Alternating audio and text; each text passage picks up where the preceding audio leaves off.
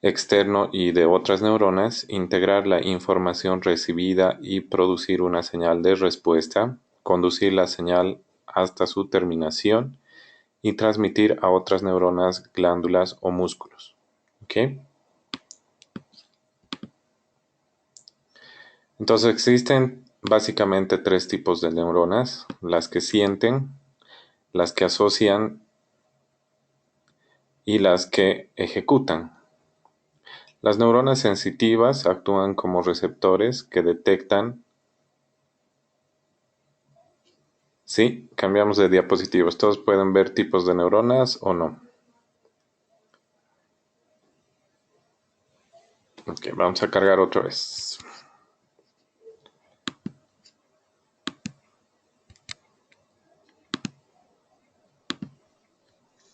Ahora sí.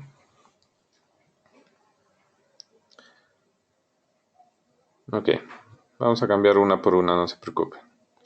Les decía que hay tres tipos de neuronas: las que sienten, las que asocian y las que ejecutan. Entonces, las sensitivas actúan como receptores que detectan el estímulo específico, por ejemplo, luz, presión, sonido, etc. Lo transmiten hacia el cerebro y hacia la médula espinal. Generalmente la vía es mediante la médula espinal a centros inferiores, por ejemplo, la protuberancia, y de ahí al cerebro, ¿no? Generalmente por los cordones posteriores, que son sensitivos. Bueno, las neuronas de asociación o internunciales están situadas solo en el encéfalo y la médula espinal y conectan las neuronas sensitivas y motoras dentro. Las neuronas motoras transmiten la información lejos del cerebro y médula espinal a los músculos y glándulas, órganos efectores. Como ustedes pueden ver en el gráfico, las células sensoriales se van a encargar de llevar la información y las motoras se van a encargar de ejecutar, ¿no? Ahora, estas órdenes no son tan rígidas en los tiempos, sino que pueden ser inmediatos o pueden estar juntas, por ejemplo, con los reflejos, ¿no?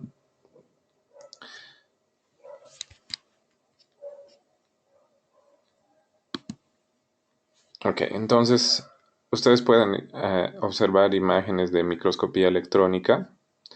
¿Cuál es la disposición real de de las neuronas en tres dimensiones? ¿Sí? La interconexión que van a tener estas una con otra y los tipos de disposición, ya sea unipolar o bipolar, o aquellas que solamente sean somas con dendritas para poder transmitir la información. Ahora, llamamos matriz a todo lo que esté entre las neuronas, y entre las neuronas van a existir otro tipo de neuronas dirigidas, por ejemplo, las células gliales, las células oligodendrocíticas, que son las encargadas de fagocitar o comer las bacterias, por ejemplo, los oligodendrocitos, ¿no? Las gliales son las que en su mayoría van a formar la masa encefálica, ¿ok? Y bueno, la neurotransmisión se va a producir por estímulos eléctricos que principalmente van a hacer cambios de iones de sodio y potasio mediante una bomba que se llama la bomba de sodio y potasio, que está en la membrana de cada neurona. Recuerden que la parte somática o la parte del cuerpo de la neurona es como una célula cualquiera, que va a tener una membrana interna, una membrana externa, un núcleo, y va a tener organelos. ¿Sí? Esa es la conformación de cualquier neurona. Entonces, la transmisión y los cambios de potencial, o sea, los cambios de voltaje, van a hacer que se transmita la información en milésimas de segundo. ¿Ok?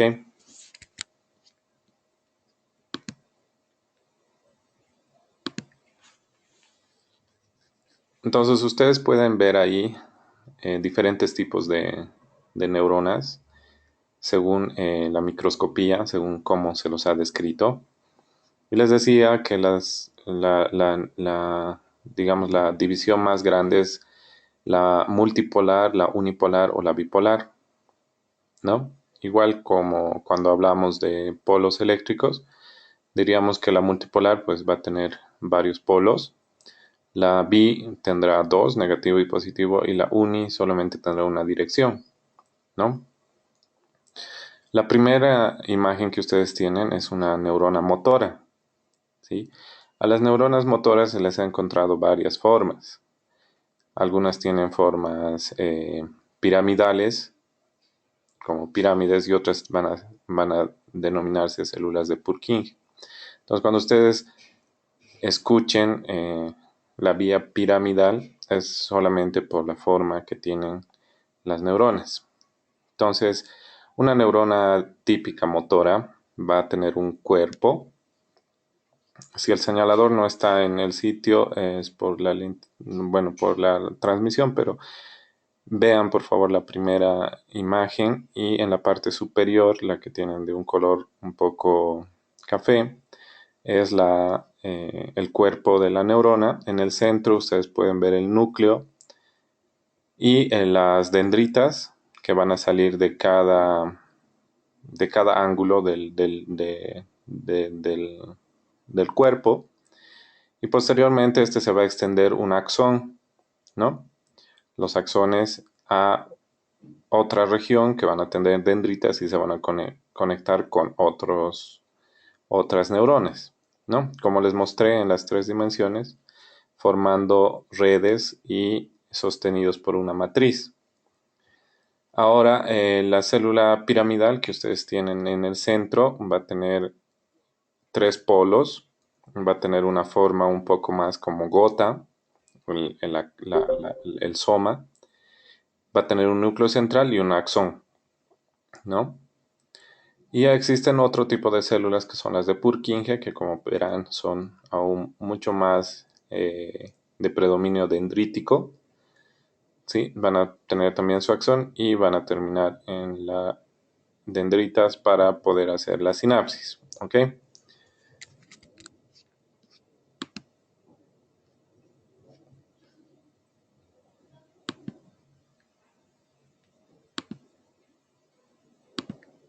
Ok.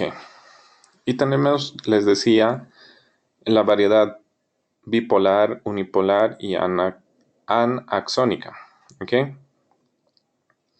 Entonces, por ejemplo, las células de la retina, ¿sí? Las que están en la capa de la retina, que es la capa más profunda del ojo, la que va a percibir color y luz, tiene esta estructura, que es el primer recuadro que ustedes tienen. Esa forma, dendritas, un axón corto, un cuerpo, otro axón y otra vez dendritas.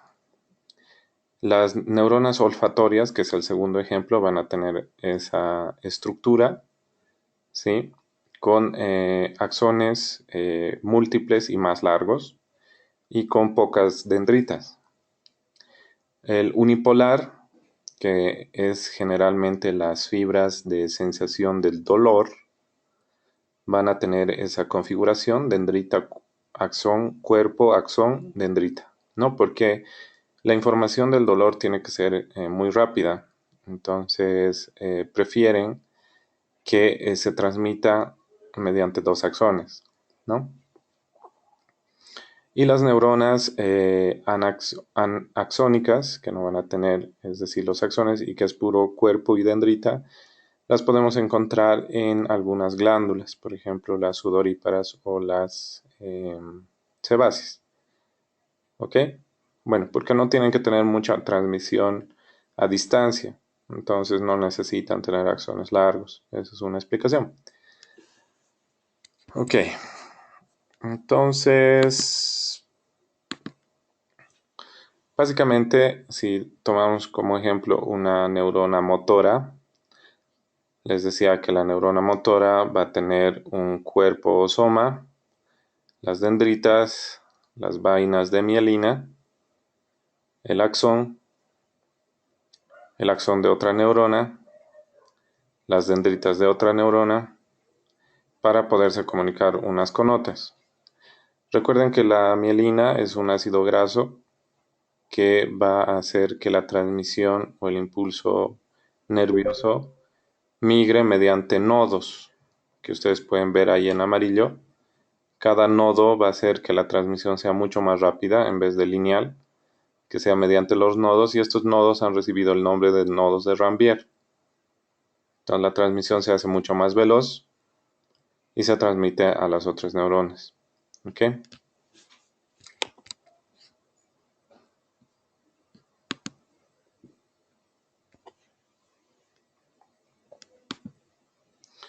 Continuando con las estructuras con la estructura que es una neurona, ya vimos qué es el cuerpo, las dendritas, el axón, la vaina de mielina. Bien, el soma celular, como les decía, es el que va a contener el núcleo y los organelos.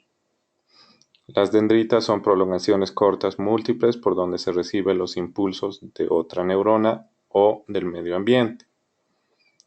El axón es una prolongación larga, única, por donde transita el estímulo hacia los órganos u otras neuronas. La vaina de mielina, les decía que son ácidos grasos, que aísla el axón y aumenta la rapidez del desplazamiento del impulso nervioso. Y los axones y dendritas se agrupan en haces de fibras que finalmente van a terminar formando lo que conocemos como nervio. ¿Ok? Son como cables que varios de ellos aislados van a formar cables más gruesos que finalmente los vamos a conocer como nervios. ¿Ok? Cuando se agrupan varios nervios los llamamos plexos. Bueno,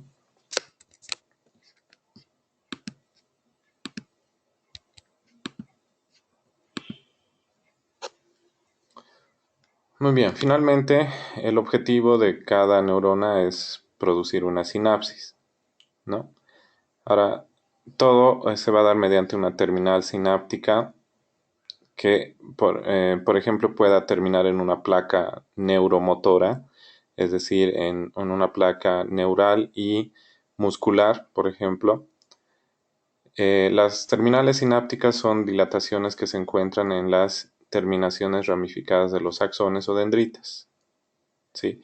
La mayoría de las terminales sinápticas o botones sinápticos contienen un tipo específico de sustancia química llamada neurotransmisor. Llámese dopamina, llámese acetilcolina, llámese noradrenalina, epinefrina, etc. ¿Ok? Pueden comunicar la neurona con una glándula. ¿Sí? Pueden comunicar con un músculo, una dendrita o un cuerpo celular de otra neurona. Ujú.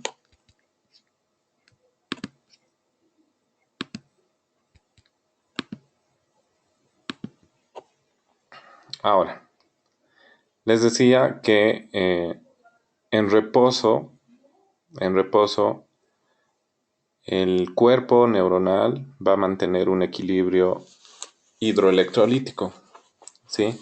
O un equilibrio de cargas. Generalmente las cargas positivas están por dentro, ¿sí?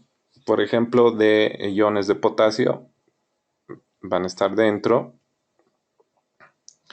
y de iones orgánicos. En este caso, un ejemplo claro puede ser las proteínas, que van a dar, digamos, las cargas negativas dentro dentro del cuerpo neuronal. Ahora, por fuera, generalmente va a estar el sodio y el cloro, ¿sí? Hablamos por fuera al intersticio entre la neurona y el vaso, ¿no? O sea, el vaso sanguíneo. Porque el sodio y el cloro va a ser aportado obviamente por la sangre. Entonces, cuando este discurre en el espacio intersticial, antes de convertirse en intracelular, ¿sí? Entonces la armonía, digamos, la potencia, la polaridad normal es como ustedes ven en la figura, ¿ok? Cuando hay una despolarización, los sodios van a entrar y los potasios van a salir. Y en ese momento toda la neurona va a transmitir un impulso eléctrico hacia las otras neuronas.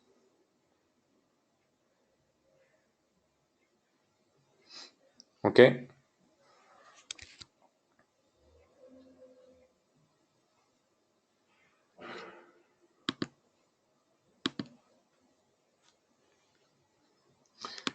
Bien, les decía, lo anterior permite que exista diferencias de cargas entre el exterior, que es positivo, y el interior, que es negativo, de la neurona, a lo que llamamos polaridad.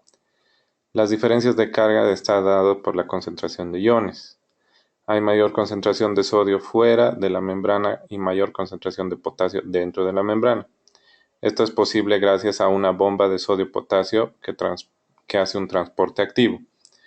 La bomba de sodio-potasio es lo que ustedes observan en la parte central de la imagen, que va a permitir el paso de los iones adentro o afuera. Como les decía, en armonía se va a ver así, pero en cuanto se cambie el gradiente iónico, se logra la despolarización y la transmisión eléctrica. Vamos a ver en el video algo más claro.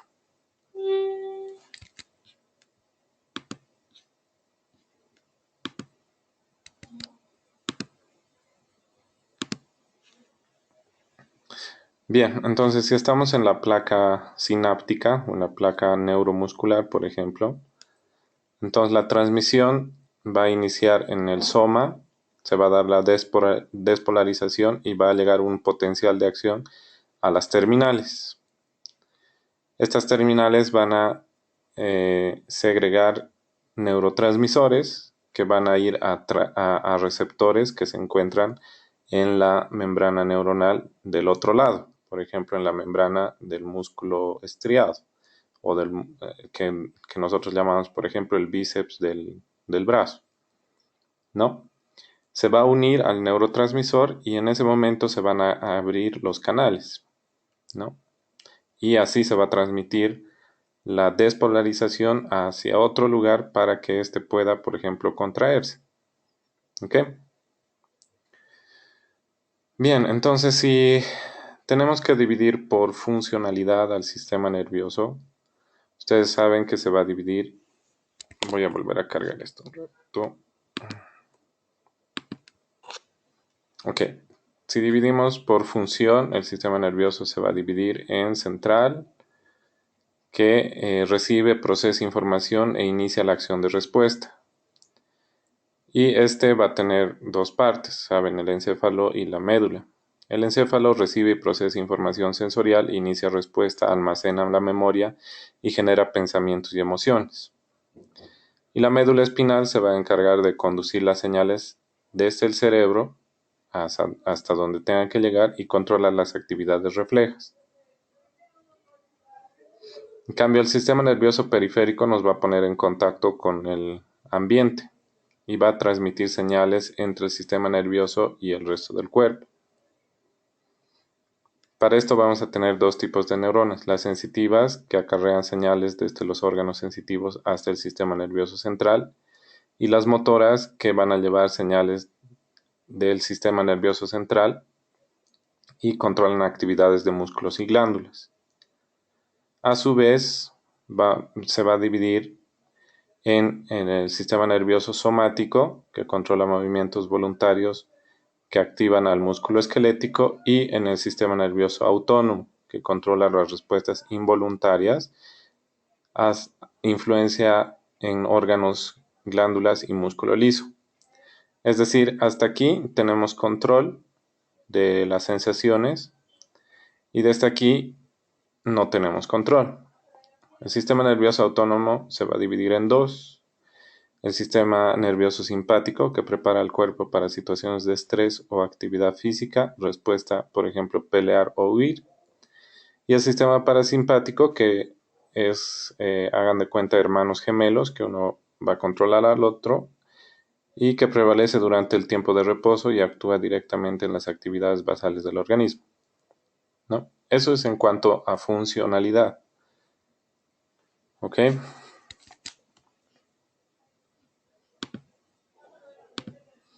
Entonces, en un gráfico pudiéramos resumir que el sistema nervioso central, compuesto por encéfalo y espina, como se muestra, va a ser central y no va a tener contactos con el exterior. En cambio, el periférico, ustedes pueden ver que es mucho más amplio. Son varias ramas que según la división anatómica van a recibir su nombre. Por ejemplo, ustedes están viendo en la parte superior toda la inervación de los brazos, donde va a estar el nervio axilar, el nervio humeral, el nervio radial, el nervio cubital, el nervio palmar, el nervio mediano. Posteriormente, en el centro, ustedes ven el tórax, donde van a estar todos los nervios intercostales. Más abajo van a ver nervios que forman el plexo crural o el plexo lumbar. Y cuando discurren hacia a través de las piernas serán el nervio femoral, principalmente el ciático popliteo interno, el ciático popliteo externo, el nervio sural, el nervio pedio, el nervio dorsal, hasta la punta de los dedos. Entonces, la comunicación de estos con el sistema nervioso central se ha denominado sistema periférico.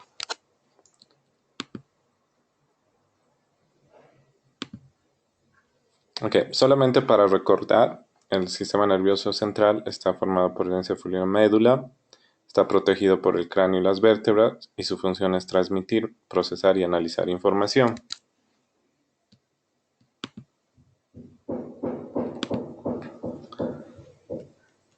El encéfalo y la médula espinal están envueltos por tres capas llamadas meninges. Recuerden que la dura madre es la que va a formar el tegmentum, y por debajo de este va a estar la aracnoides y la pía madre. Cuando se juntan la aracnoides con la pía madre es la que más cerca del encéfalo va a estar, y pueden ver ustedes en la figura, se llama leptomeninge, ¿sí? Y todo lo que esté por debajo de la dura madre se va a llamar subdural, y lo que esté por encima de la dura madre se va a llamar epidural. Bueno, entre las meninges y el sistema nervioso central se encuentra el líquido cefalorraquídeo, que ustedes han observado en la anterior clase, la circulación, que amortigua de golpes y protege el sistema nervioso central. También intercambia nutrientes y desechos con la sangre. Entonces es muy importante.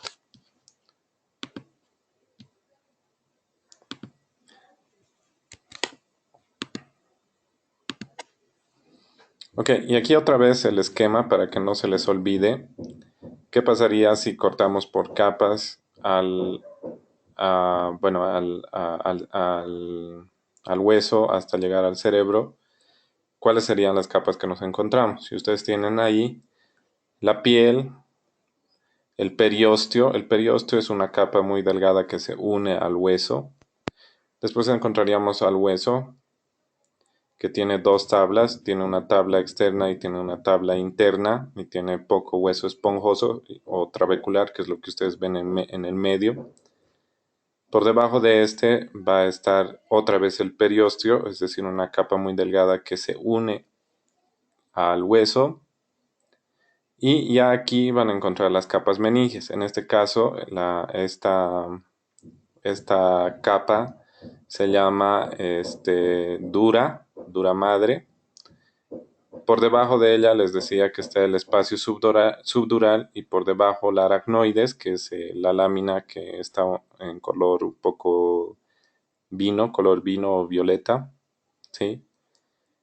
Y por debajo de este está el espacio subaracnoideo. Cuando escuchen hablar de hemorragia subaracnoidea, estamos hablando de una hemorragia que está por debajo del aracnoides. ¿Ok? Y la capa que esté pegadita, así como si fuera un plastificado del cerebro, se llama pía madre. La unión del aracnoides con la pía madre se llama leptomeninge. ¿Ok? Ya después de la pía madre tenemos el contacto directo, perdón, con la corteza cerebral, y posterior a la corteza cerebral estará la sustancia blanca, ¿no?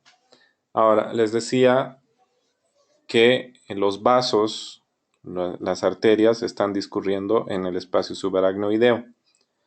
Cuando tenemos un accidente y tenemos una fractura que implique vasos venosos, van a llenar el espacio subdural, a lo que vamos a llamar hematoma subdural. Sin embargo, cuando tengamos accidentes un poco más superficiales que alteren la arteria, la sangre se va a ir por encima de la dura y vamos a denominar hematoma epidural. Los que son de peligro son los epidurales, no menos los subdurales, pero los subdurales, como ustedes pueden ver en el espacio subaracnoideo, pueden todavía llenar todo el espacio subaracnoideo antes de dar alguna sintomatología. En cambio, el epidural, si está por encima de la dura y próximo al periósteo del hueso, no tiene dónde expandirse y va a comprimir directamente el encéfalo. Por eso es más urgente tratar un hematoma epidural. ¿Okay?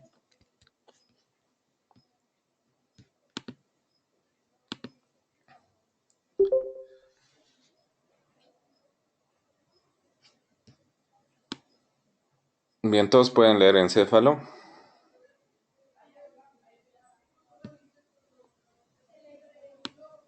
Chicos, ok. Bien. Bueno, entonces recordando solamente, el encéfalo es un lugar al que fluye, en el que se originan los impulsos, recibe, interpreta, almacena y regresa la información. Contiene aproximadamente 100 millones de neuronas y pesa aproximadamente 1,5 kilos o 1,400, pero para acordarse es 1,5 kilos. El hígado, por ejemplo, pesa 1,5 kilos también. Entonces, una buena referencia para recordar. Ok, les comentaba, si nosotros pudiéramos desenrollar todo el encéfalo, alcanzaríamos aproximadamente de 20 a 21 metros. ¿Sí? Desenrollando. Entonces es una estructura que mediante los giros y surcos está enrollada de una forma tan compacta que no entra nada más que el encéfalo. ¿A qué voy? Cuando hay tumores, obviamente, si están contenidos en el cráneo, entonces no puede existir otra cosa más que el encéfalo ahí, y los tumores comprimen las estructuras y son causa de dolor de cabeza, etcétera. ¿Ok? A veces sangrados también. Bien, entonces el que tiene el control maestro del organismo y se divide en cerebro, cerebelo, tronco cerebral, tálamo y hipotálamo, ¿no?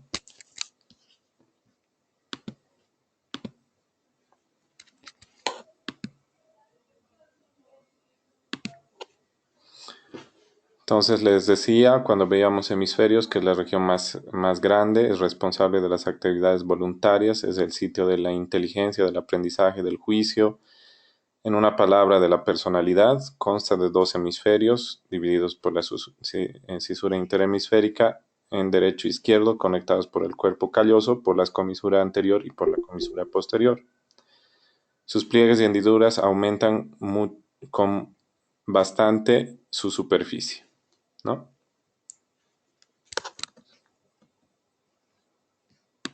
Bien, ahora dentro de las funciones, para que graben esta parte y cuando veamos lesiones podamos entender por qué se está produciendo la sintomatología.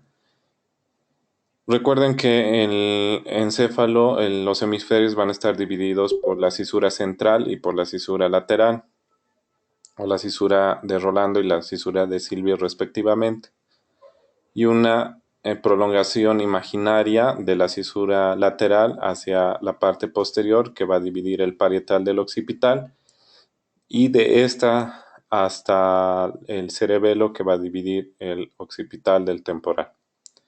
Bien, el lóbulo frontal principalmente tiene funciones intelectuales superiores, y la cisura central va a dividir en una área premotora precentral y poscentral que se va a encontrar en el parietal. Entonces el área motora primaria, que es el área precentral o frontal ascendente, va a tener el control en el orden que ustedes ven ahí de pierna, tórax, brazo, mano, cara y lengua. ¿Sí? Sobre todo movimientos voluntarios. También va a tener un área premotora de codificación de la orden motora. Y como ustedes saben, el área motora del habla o llamada de Broca, ¿no? Entonces, principalmente estas son las áreas que tenemos que memorizar y son las áreas donde cuando encontremos algún problema, por ejemplo, isquémico, podamos comprender qué está pasando. El lóbulo parietal va a tener usted principalmente el área sensitiva en la región postcentral, ¿no? Que es la área sensitiva primaria. También va a tener áreas de asociación sensitivas. El lóbulo occipital se va a especializar en la cisura calcarina, sobre todo para la visión, en la área visual primaria, y también va a tener áreas de asociación visual. Y el lóbulo temporal va a contener los sitios de la memoria, por ejemplo el hipocampo, el área auditiva primaria y la compresión y formación del lenguaje, que ustedes saben que también es el área de Wernicke, conectados por el tracto arcuato, ¿no? Entre Wernicke y Broca. Entonces, ahorita estamos viendo ya funcionalidad específica, sin entrar a detalles de divisiones somáticas más o fisiológicas más detalladas, sino que este cuadro se quede en nuestra memoria. ¿Ok? También les decía que si podemos memorizar, el frontal piensa, el parietal siente, el temporal escucha, el occipital ve. Si ya sabemos eso, podemos aumentar y decir que tienen funciones específicas. ¿Ok?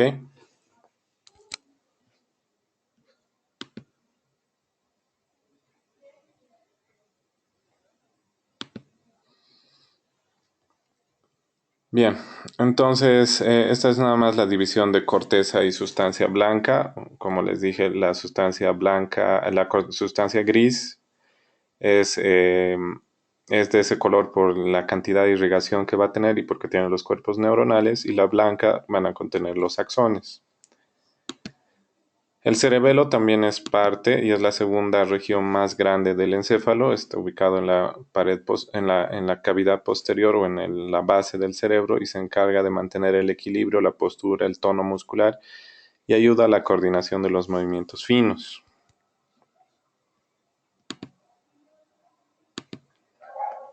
El tallo cerebral son núcleos inferiores que están ubicados por debajo del cerebelo y conectan el encéfalo y la médula espinal. Constan del bulbo raquídeo, de la protuberancia y del puente de Barolio, y es una especie de conmutador que regula el flujo de información para que llegue muy bien seleccionado entre el encéfalo y el resto del cuerpo. No se olviden que las fibras de proyección córtico-espinales se van a decusar a nivel del bulbo.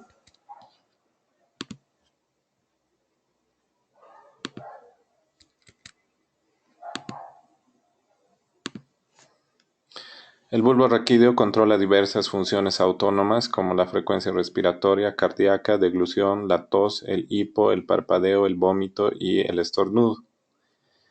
Y la protuberancia anular o puente de Barolio, a ver, un ratito.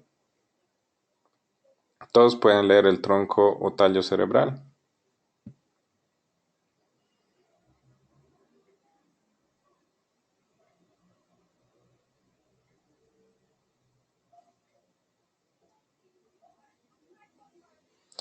Vamos a cargar por si acaso esto.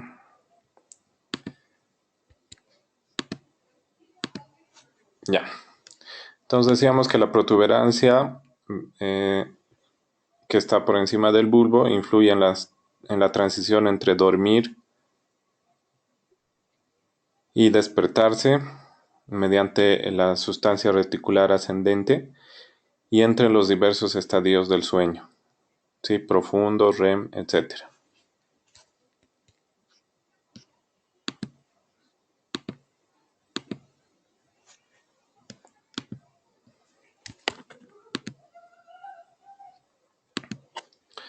Ahora, recuerden que el diencéfalo es una porción importante en la formación, en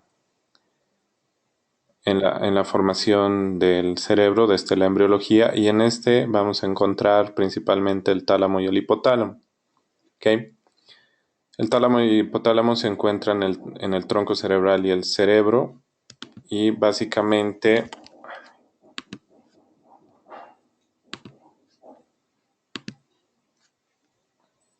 el tálamo va a recibir mensajes de los receptores sensoriales y va a transmitir la información a la región adecuada del cerebro para que lo procese más a fondo. El hipotálamo es el centro del control para el reconocimiento del hambre, sed, cansancio, ira y la temperatura corporal. Controla la coordinación del sistema nervioso y endocrino, al igual que el tálamo produce emociones como el miedo, la rabia, tranquilidad, sed, placer y las respuestas sexuales. Ujú. Y en el esquema ustedes pueden ver el tálamo, el hipotálamo, la amígdala, el hipocampo, ¿no? Que son parte del diencéfalo. Bueno, otra parte del sistema nervioso central es la médula espinal. Esta va a estar situada en el canal semicerrado llamado canal vertebral y tiene 31 pares de nervios por los cuales corren los estímulos nerviosos del sistema nervioso periférico. Es el centro de control nervioso, ¿no?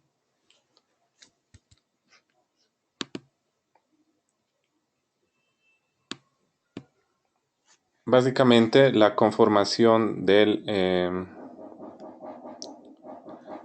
la médula espinal va a ser parecida a los núcleos superiores, donde vamos a encontrar en esta ocasión materia gris en la parte central, conformando dos cuernos, el cuerno anterior y el cuerno posterior.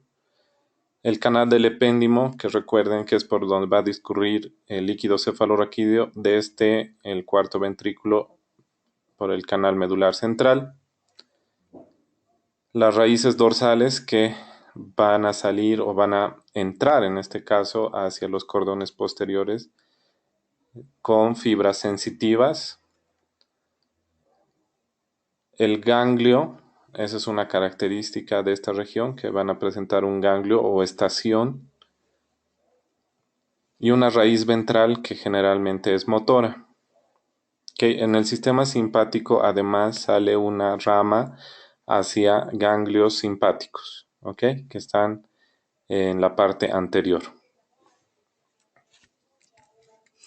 Y estos dos van a conformar los nervios periféricos. Todo nervio periférico va a tener un haz motor y un haz sensitivo. Uh-huh.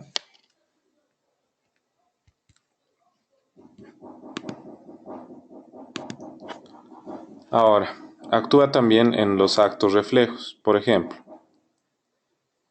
si con una tachuela nos picamos la mano, nos pinchamos, entonces como el arco reflejo va a transmitir mediante una neurona unipolar hacia el asta posterior de la espina en el área gris, y esta va a conectar a otra neurona hacia los centros superiores. Bueno, la orden inmediata va a ser retirar la mano. Eso va a regresar por las fibras de proyección corticoespinales y va a dar la orden con sinapsis a la rama ventral, como ven ahí abajo.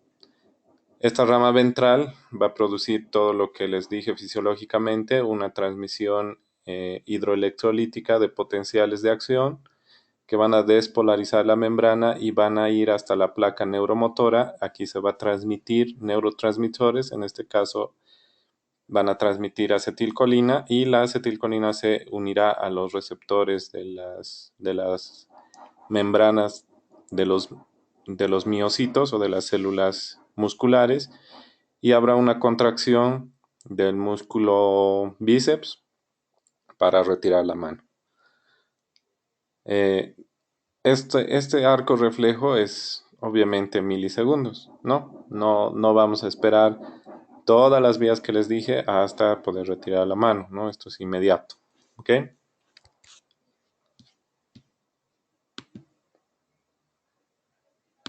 Bien, ahora hablemos del sistema nervioso periférico. Es un sistema que consiste de 31 pares de nervios espinales o raquídeos, los cuales están conectados con la médula espinal. Como les decía, en el esquema superior, cada nervio periférico va a tener el nombre según el área anatómica que esté discurriendo. ¿Ok?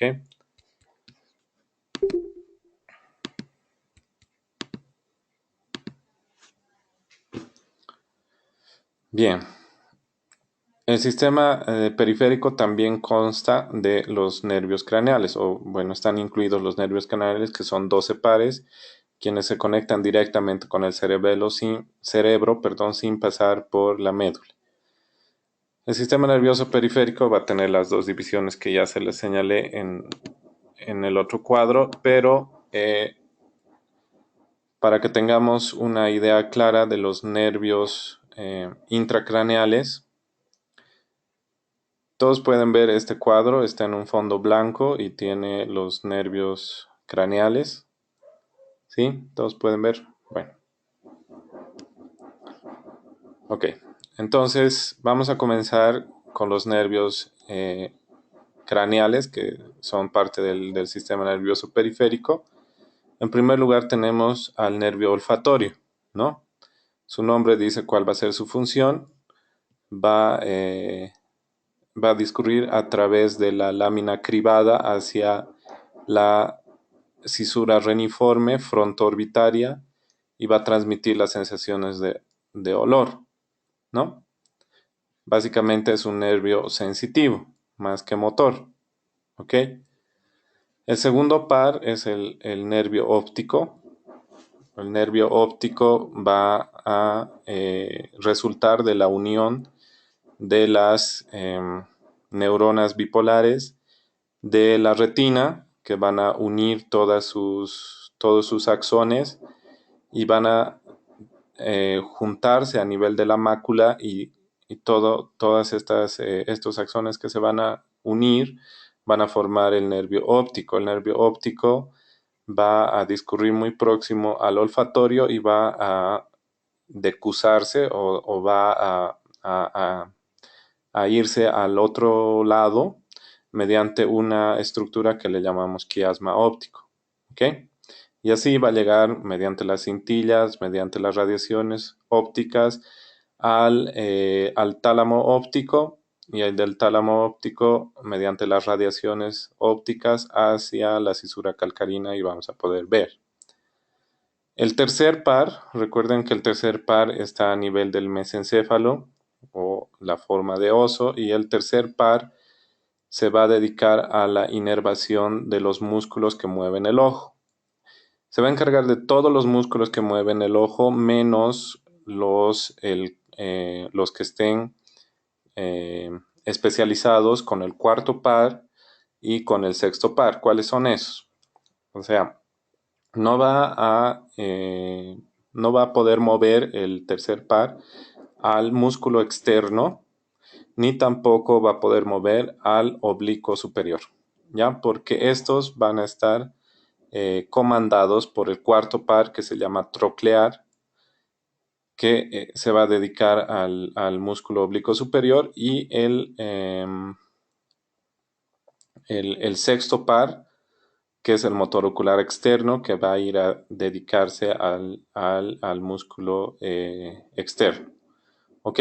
Pero se agrupan aquí todos juntos, el tercero, el cuarto y el sexto, porque todos se van a dedicar a los movimientos oculares. Ahora, clínicamente esto es importante porque si vemos una parálisis del externo, el ojo se va a dirigir hacia o sea, no va a poder dirigirse hacia la parte externa, ¿están de acuerdo?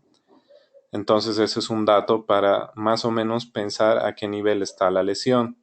Recuerden que el sexto par va a estar un poco más abajo que la protuberancia emergiendo más o menos cerca de del ángulo pontocerebeloso. Bueno, entonces es un dato que podemos encontrar. Igual, si no puede girar el ojo hacia arriba el paciente, entonces estaremos sospechando también de una lesión del cuarto par.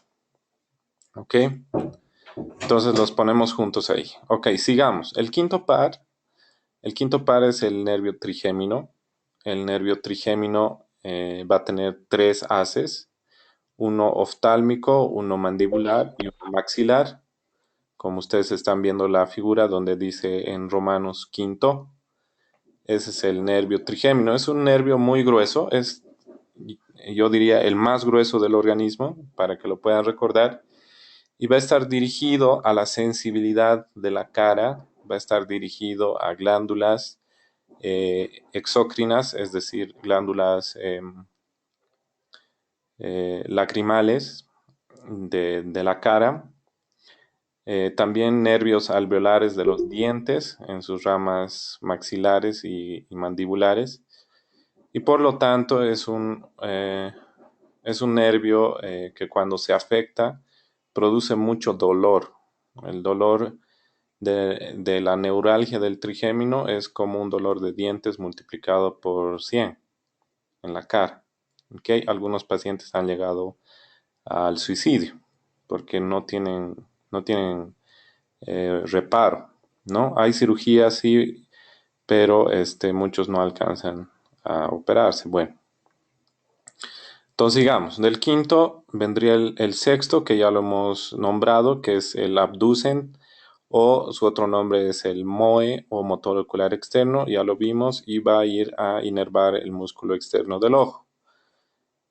Ok, el sexto está aquí. Vamos al séptimo. El séptimo es el nervio facial.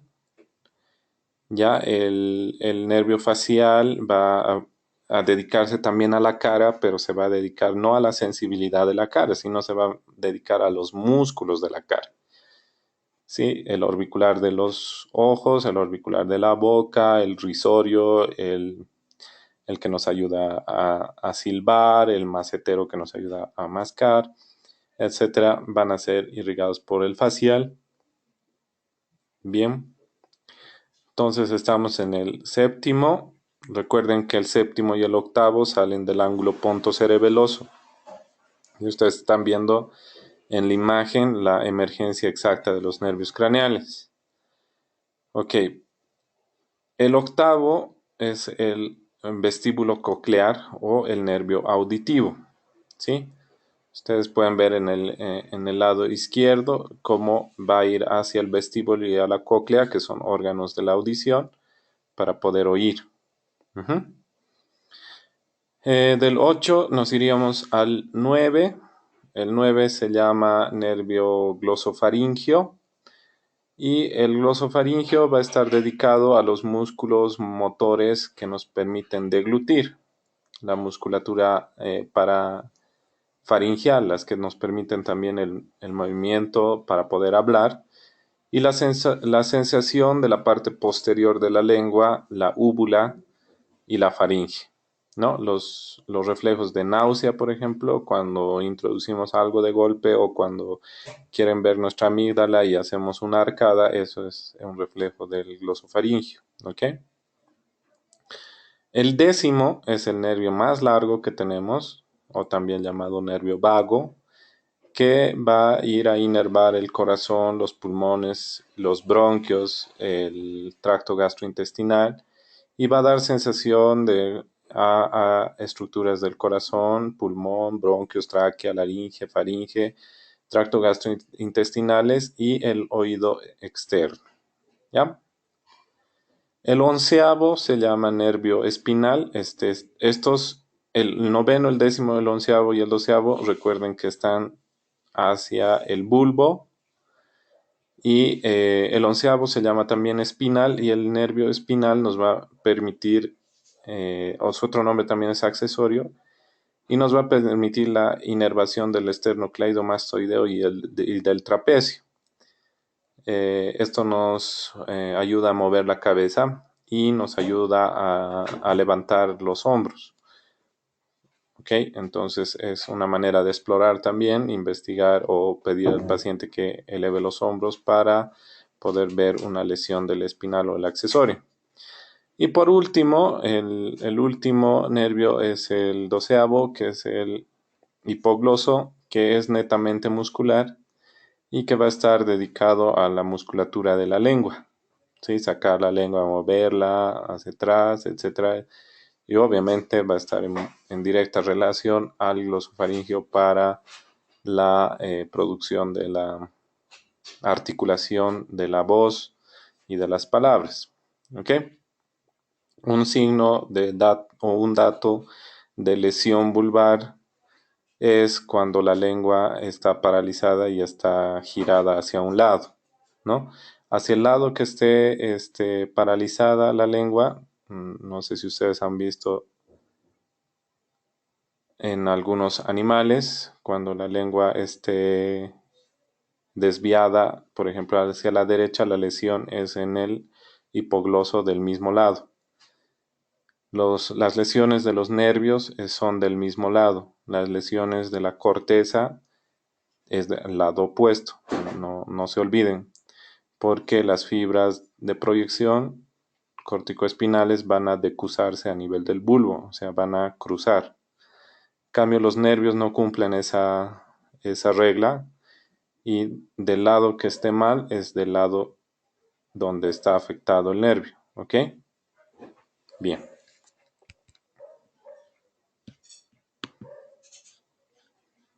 Ok, Carolina, ¿puedes escuchar? Nos dice Carolina que está entrecortada el audio. Bien, ya casi vamos a terminar. Ok, el sistema nervioso periférico, como les dije, es el somático, que se conecta a músculo, a los movimientos voluntarios del cuerpo y sensaciones de la piel. El autónomo, que se conecta con órganos y estructuras involuntarias, que control de inconsciente interno, conectándose con músculo liso, músculo cardíaco y algunas glándulas. El término músculo liso es un término un poquito más médico, anatomopatológico, pero es solamente la conformación de la célula, ¿ok? El músculo liso generalmente se encuentra en el intestino, por ejemplo, y el músculo estriado se encuentra en los músculos que conocemos, por ejemplo el bíceps, ¿ok? Se subdivide en simpático y parasimpático que vamos a ver a continuación las funciones principales de ambos. Y esta es una diferencia.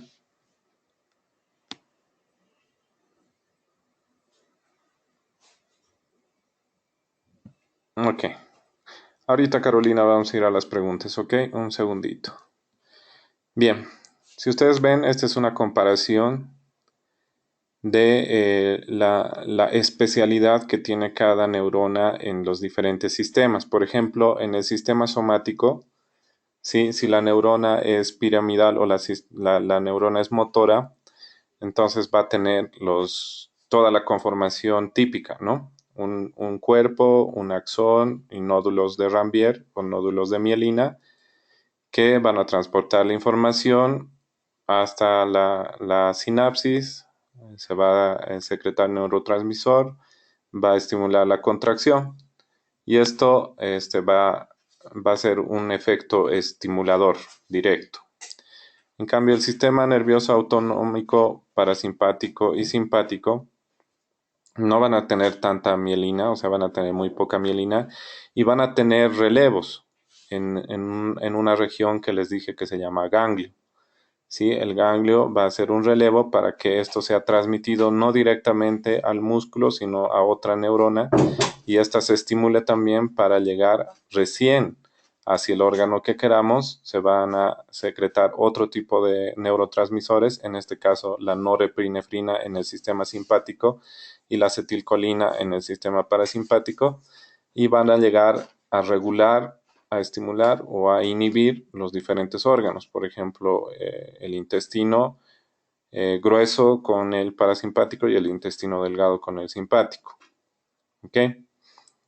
Entonces, aquí tienen otro ejemplo. También si llega directamente a la glándula suprarrenal, que es lo que ustedes están viendo en el tercer ejemplo, en el centro, están viendo la glándula suprarrenal. La suprarrenal está por encima del riñón y se va a dedicar a la formación de epinefrina, norepinefrina y en otro sector a otras hormonas como el cortisol. Pero en la médula, o sea, en la parte central de la glándula adrenal, se va a secretar norepinefrina y epinefrina, y esto va a ir directamente hacia las arterias para producir contracción o dilatación de las mismas. ¿Ok?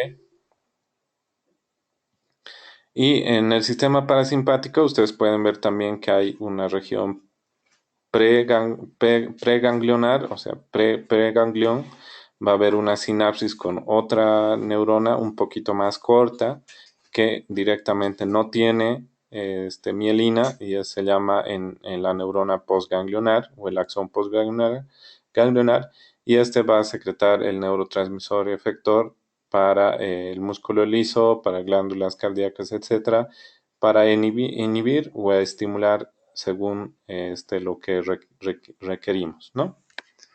Bien.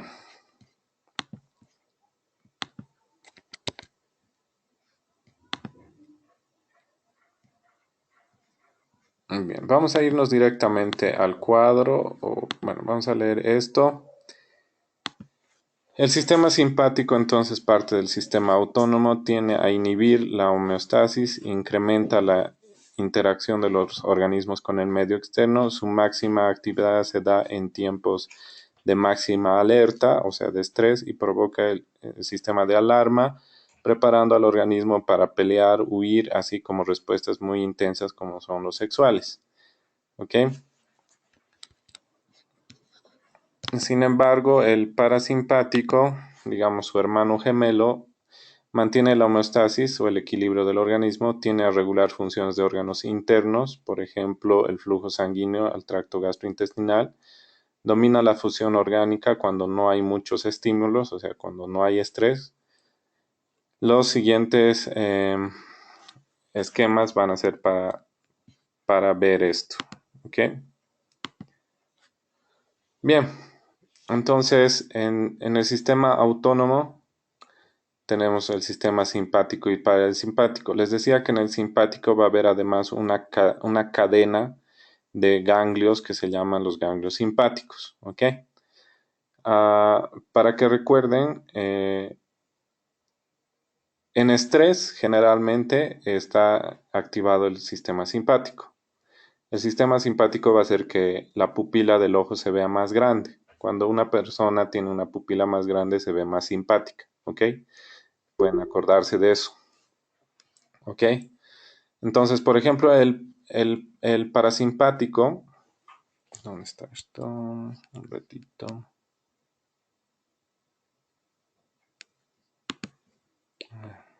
Ya. Ok. El parasimpático va a producir constricción de la pupila y el simpático va a producir dilatación de la pupila. ¿Recuerdan ustedes al gatito de Shrek? Cuando tiene la pupila llena, o sea, esos ojos hermosos, es por actuación del simpático, porque va a producir una dilatación, o sea, se va a hacer más grande la pupila, que es un musculito que tenemos en el ojo, ¿ok? Ahora, el simpático, por ejemplo, en las glándulas salivales va a hacer que se produzca más saliva y el simpático va a hacer que se produzca menos, ¿ok? A nivel de los pulmones, el parasimpático va a hacer que se abran los bronquios, que son los órganos por donde va a pasar oxígeno, y el efecto simpático es que se cierre. A nivel de corazón, el parasimpático va a hacer que el corazón lata menos menos cantidades de veces por minuto y el simpático va a hacer que lata muchos más. Entonces aquí podemos encontrar otra relación del simpático con el estrés, ¿no? Cuando estamos estresados, por ejemplo, no sé, enfrente de un león, ya no vamos a estar tranquilos y silbando, ¿no? Se nos acelerará, sudaremos, etcétera, eh, por este tema, ¿no? ¿Ok? Y a nivel de órganos ya abdominales, entonces igual va a haber la lucha del bien y el mal, o del parasimpático y el simpático, en el cual generalmente el parasimpático va a estimular y el simpático va a disminuir. El simpático se va a dedicar al colon y el parasimpático al colon y el simpático se va a dedicar al intestino delgado. Y en la vejiga, por ejemplo, igual el parasimpático va a hacer que la vejiga se relaje para poder orinar. En cambio, el simpático va a hacer que este se cierre y no va a dejar orinar. Y a nivel genital, por ejemplo, el parasimpático está en mucha relación a la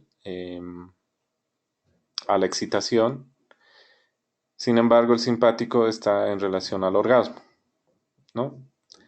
Entonces, ¿quién es bueno, quién es malo? Ninguno. Son sistemas que de manera autonómica van a ir regulando todas nuestras funciones orgánicas. ¿Ok? Bien, eso sería la fisiología, digamos, aplicada.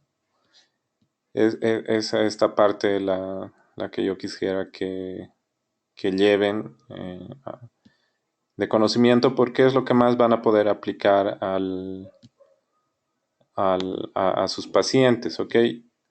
Ahora vamos a resolver la pregunta de Carolina. Nos dice que si podemos repetir lo de la lesión de la lengua. Con todo gusto. Ya vamos a compartir aquí. Ok, todos pueden leer sistema nervioso periférico.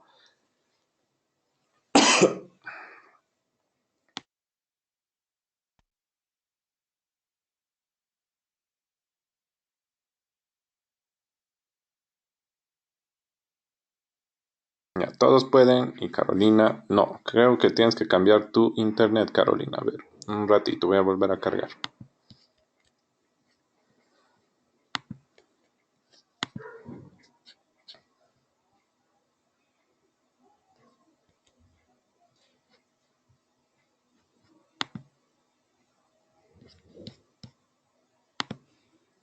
Ok, ahora sí.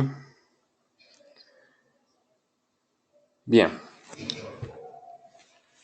bien, Carolina, decía, las fibras que vengan de la corteza cerebral, más o menos a nivel del bulbo, que es van a cruzar. Los que vengan de la derecha se van a ir a la izquierda y los de la izquierda a la derecha, ¿ok? Pero los nervios craneales que pertenecen al sistema nervioso periférico no cumplen esta función. No se van a cruzar a nivel del bulbo. Entonces, digamos, esta propiedad de no cruzarse va a hacer que cuando encontremos una lesión del nervio, en este caso el de la lengua, el hipogloso derecho, estamos seguros que la lesión está en el lado derecho, ¿ok? O sea, derecha con derecha. Si tenemos desvío de la lengua hacia el otro lado, entonces estamos en izquierdo, ¿ok? Esa parte era la que les quería explicar. Ahora, si tenemos una orden cortical perdón, si se decusa a nivel. Entonces, si tenemos una lesión en el hemisferio derecho, la sintomatología va a ser del brazo izquierdo. Si tenemos una lesión del hemisferio izquierdo, la lesión va a ser del brazo, ¿ok? En el sistema nervioso central, ¿ok? Bien, vamos a ver el video. Aguárdenme un ratito.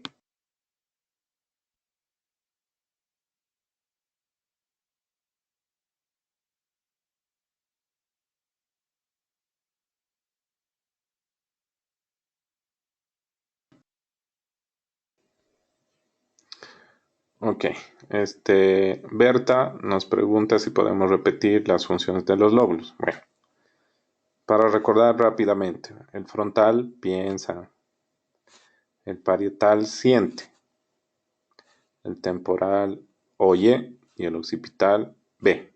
¿Ok?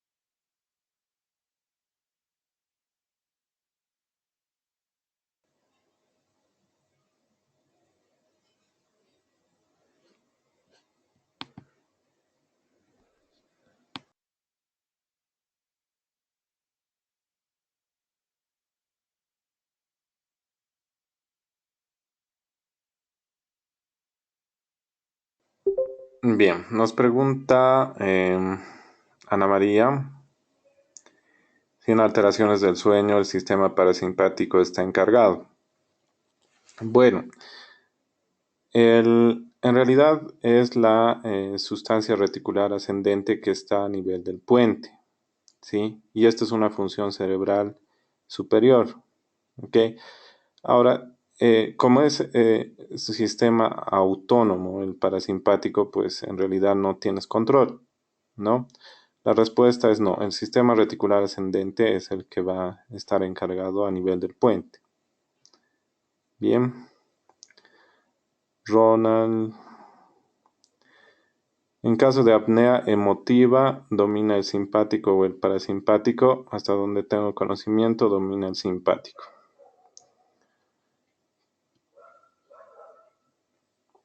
Por favor, ¿podría explicar qué consecuencias habría si existiera lesión en el encéfalo y no se trata a tiempo? A ver, María, quisiera que seas un poquito más específica en tu pregunta. ¿Lesión en qué parte del encéfalo? Ok, bien. Hasta que nos aclare la pregunta, nos vamos a ir al video.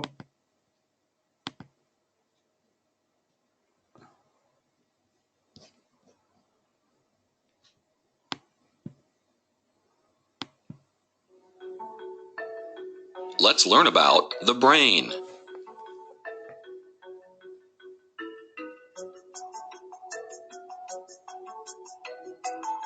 The central nervous system consists of the brain and spinal cord.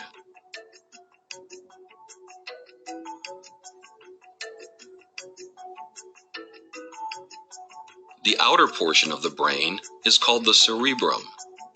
The cerebrum contains a number of structures. The folds on the surface of the cerebrum are called gyri. The grooves are called sulci, and the deep grooves are called fissures. Deep to the cerebrum.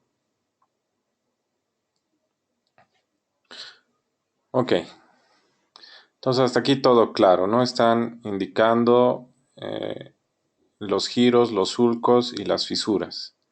El diencéfalo. Is the diencephalon, which contains the thalamus and hypothalamus. Just below the diencephalon is the brainstem, which consists of three parts.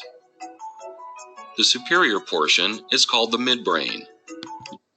Bien, nos está diciendo que el diencéfalo va a contener al tálamo y al hipotálamo y por debajo de este va a estar bueno, los gringos llaman midbrain al mesencéfalo.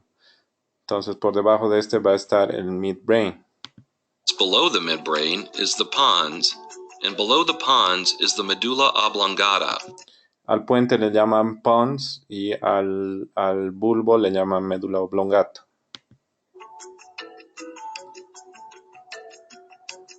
The cerebellum is on the posterior inferior aspect of the brain. The cerebrum is divided into lobes. The frontal lobe processes concentration, planning, and problem solving, along with motor information. Bien, están dividiendo en el mismo cuadro que yo les expuse, el frontal, el temporal, el occipital y el parietal, ¿no? The precentral gyrus on the frontal lobe is known as the primary motor area. Y hace un énfasis en el área precentral, ¿no? Que va a ser dividido por el surco central para hablar del área motora primaria. The central sulcus divides the frontal and parietal lobes. The postcentral gyrus of the parietal lobe is known as the primary sensory area.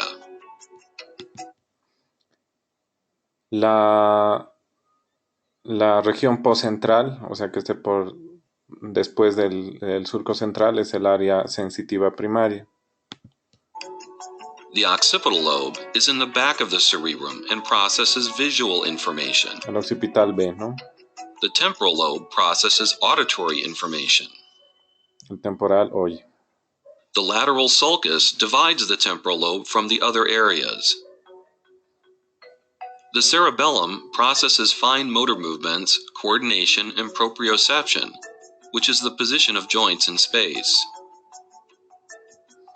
Bien, señala que el temporal va a estar dividido por el surco lateral o de Silvio y el cerebelo va a estar en la parte posterior inferior del encéfalo y va a coordinar los movimientos y la propiocepción en tiempo y espacio, sobre todo de las articulaciones, ¿no?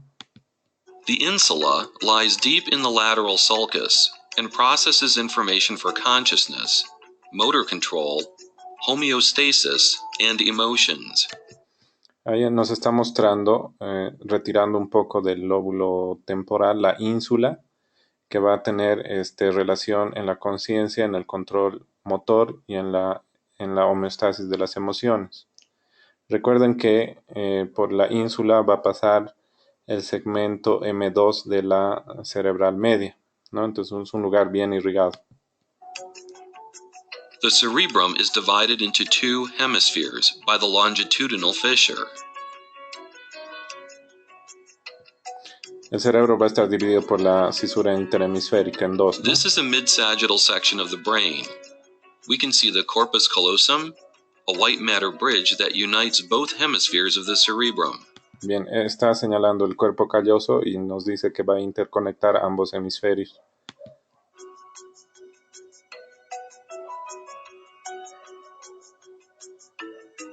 The diencephalon is inferior to the corpus callosum and contains the thalamus and hypothalamus.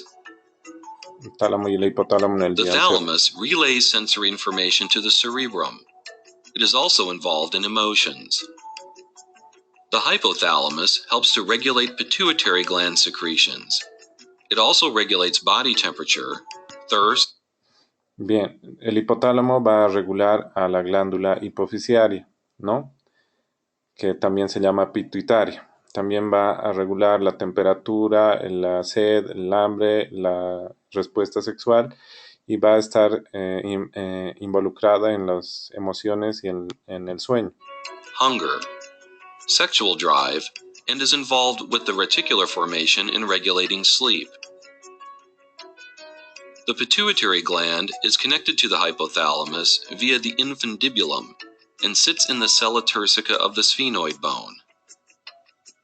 Esa es la The glándula pineal pituitaria. gland is located in the posterior portion of the diencephalon Esa es la and glándula secretes the hormone melatonin, pineal.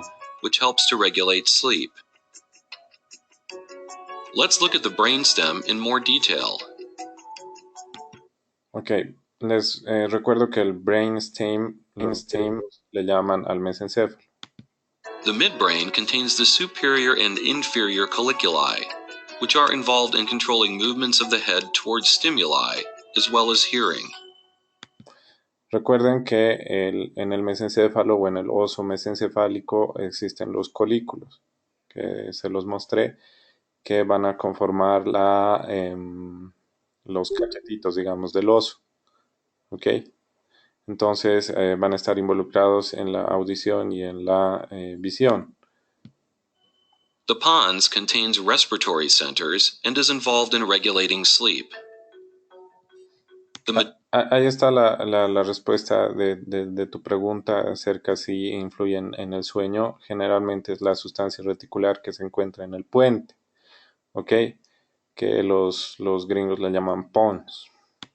La oblongata helps to regulate heart rate, respiration, swallowing, vomiting, and blood vessel diameter. Y ahí nos habla de la médula oblonga o del bulbo que ayuda a controlar los latidos, la respiración, el tragar, el vomitar y los diámetros de los vasos, constricción y vasodilatación. The limbic system processes emotions. It includes the cingulate gyrus, parahippocampal gyrus, hippocampus, amygdaloid body, mammillary body, and parts of the thalamus and hypothalamus. Aquí nos habla del sistema límbico, ¿no? Que va a procesar emociones y incluye el giro singular, que se acuerdan que les dije que el cíngulo va a rodear el cuerpo calloso, el giro parahipocampal, que va a estar próximo al hipocampo, el hipocampo, la amígdala, el corpúsculo mamilar, el tálamo y el hipotálamo. Cerebrospinal fluid, or CSF, is a clear fluid that circulates inside and around the brain. It functions as a shock absorber. It contains immune cells and helps to regulate cerebral blood flow. Y solamente para recordar el sistema de flujo del líquido cefalorraquídeo, ¿no? Que va a permitir en primer lugar hidratar el cerebro, en segundo lugar protegerlo y en tercer lugar intercambio de nutrientes mediante desde las arterias hasta el cerebro, ¿no? CSF is produced by the choroid plexus, which is a vascular structure. There are 4 hollow areas or ventricles inside of the brain. These include 2 lateral ventricles, a third and fourth ventricle. Recuerden que el líquido va a circular a través de los ventrículos laterales, el tercer ventrículo y el cuarto ventrículo. The lateral ventricles connect to the third ventricle via the interventricular foramen. The third ventricle connects to the fourth via the cerebral aqueduct. The covering of the brain is called the meninges. There are 3 layers to the meninges. The outer tough fibrous layer is called the dura mater. On the inside of the dura mater is the arachnoid mater. The thin pia mater contacts the brain. Bien, estamos viendo las 3 capas de las meninges, la dura, la aracnoides y la pia mater. There is a space between the arachnoid and pia mater called the subarachnoid space. This space is filled with CSF. A vascular structure called the choroid plexus produces CSF. Arachnoid granulations absorb it. Bueno, recuerden que el líquido cefalorraquídeo va a estar producido en los plexos coroideos, que son estructuras vasculares, y va a ser reabsorbido en las granulaciones aracnoideas superiores o granulaciones de Pacchioni. 500 milliliters of CSF is produced daily. Here are a couple of special areas in the brain. Broca's area is involved in language production and comprehension. Área de Broca en la Wernicke's producción. area is involved in speech recognition. We hope you have learned something about the brain, and see you next time.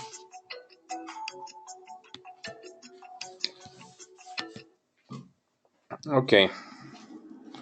Entonces ese sería el video. Vamos a seguir resolviendo preguntas. Bueno, Ana María Suárez nos dice si esta lesión, te entiendo, en el encéfalo daría dificultades de aprendizaje, por ejemplo, disgrafia, discalculia. ¿Está comprendido algún sistema?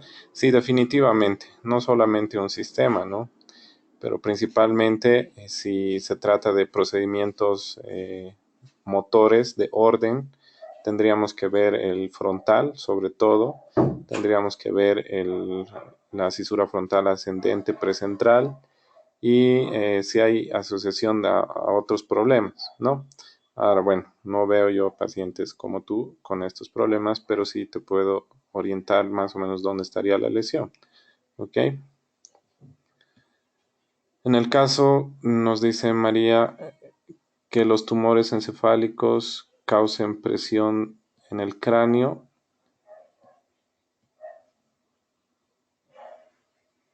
y estos no se atiendan a tiempo. Bueno, entiendo qué pasaría si hay un tumor que cause presión y estos no se atiendan a tiempo. Pues la muerte o lesiones permanentes, ¿no? Por ejemplo, si comprimen el nervio óptico, un tumor hipofisiario, mucho tiempo lo puede llegar a lesionar, incluso quitarle la irrigación y quitar la visión, ¿no? Depende de dónde se encuentra. Emma Tesanos nos dice, el hipotálamo tendría relación también con pacientes con disturbios tiroideos. Esto ya, bueno, respondimos hace 2 clases. Generalmente los problemas de tiroides son locales, es decir, en la misma glándula. La glándula, por ejemplo, produce un nódulo autónomo que empieza a secretar por sí solo la hormona tiroidea. Entonces, ¿dónde va a actuar la glándula pituitaria y el hipotálamo? En tratar de regular los niveles, pero per se una lesión en el hipotálamo que haga disturbios tiroideos no lo he visto, por lo menos. Sí, sí debe haber, pero cuando hay lesiones tumorales superiores. ¿Okay? Berta nos pregunta qué área del cerebro o qué sistema está relacionada con las conductas violentas, por ejemplo, en caso de agresores sexuales. Wow, pues varias, Berta, ¿no? Sobre todo frontales, sistema límbico, amígdala, hipotálamo, tálamo, giro singular, todos, ¿no? Rubén Llanos nos dice si el sistema límbico tiene algo que ver en el trastorno bipolar. No soy psiquiatra, no soy neurólogo, pero si está en relación a las emociones, seguro que sí, pero más el frontal. Tania Arancibia nos dice en qué región del sistema nervioso central con mayor frecuencia se presentan los tumores. En cualquier región, Tania, pudiera decirte por mi experiencia que los frontales y parietales son los más comunes, pero la verdad es que se pueden presentar tumores dentro de los ventrículos, se pueden presentar tumores en la glándula pineal, que la tenemos casi sin ninguna función en la vida adulta, en el mismo hueso, en la misma meninge, que son los meningiomas, se puede presentar en cualquier parte. ¿Ok? De nada. Muy bien, chicos, entonces nos vemos la próxima clase. Bueno, teníamos el reconocimiento de estructuras. Bueno, la próxima clase, te voy a rogar, ¿cómo te llamas? Tesanos Pinto, Emma, que trates de estar a la hora para poder ver el tema de la clase, ¿ok? Chicos, mándenme sus nombres, por favor, para el control de la asistencia, les ruego, antes de salir, y que tengan buenas noches. Bye.